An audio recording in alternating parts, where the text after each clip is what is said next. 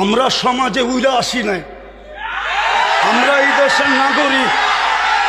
আমরা বসেন বসেন, আমরা ট্যাক্স হোল্ডার নাগরিক। ওয়াজ মাহফিলে আসি আমরা অনুদান দিয়ে সার্বিক সহযোগিতা করে এখানে এসে দাঁড়াই। আর অনেক সবার কথা বলছি না, অনেক বক্তা আছে অর্থের বিনিময়ে এখানে আসে। বিচার করতে হবে।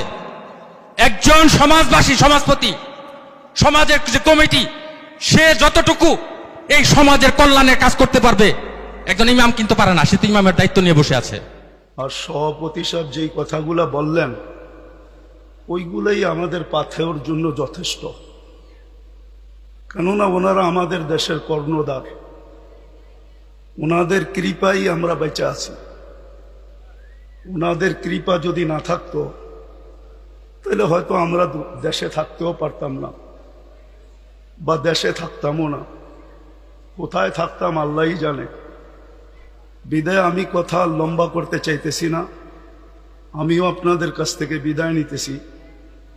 আমার পরে যেই বক্তা উনি আসবেন, আমি আপনাদের কাছে অনুরোধ রাখব যে আপনারা ওনার কথা শুনবেন এবং দোয়া পর্যন্ত বসবেন, তারপরে এটাকে পরিসমাপ্তি ঘটাবেন।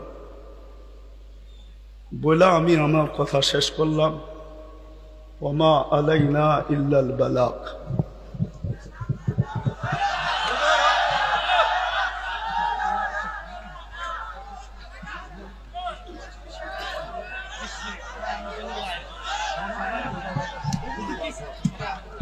সময় নাই আমার কাছে, আপনি বসেন, আমার কাছে সময় নাই।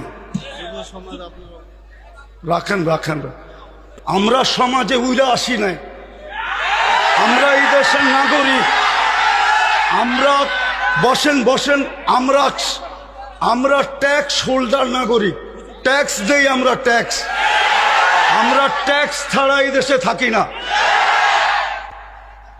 আপনারা বসেন, আপনারা বসেন।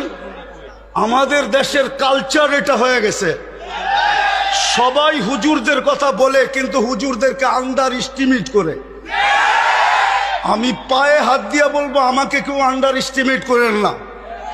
আপনারা আমাকে চিনেন না, আমার পরিচয় জানেন না। বসেন, আপনারা বসেন, আপনারা বসেন। আমার পরিচয় আপনারা জানেন না, আপনারা আমাকে আন্ডার এস্টিমেট করেন না। আমরা সর্বওয়াজ মাহফিলে এটা ভুগতেছি আজকে 16 বছর ধরে না। আমরা জন্ম থেকে জ্বলছি, যেটা বাংলাদেশের প্রবাদ বাক্য, আমরা জন্ম থেকে জ্বলছি।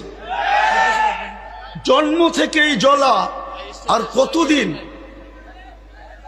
আপনাদের পায়ে হাত দিয়ে বলি বসেন, আওয়াজ করবেন না, কেউ আওয়াজ করবেন না।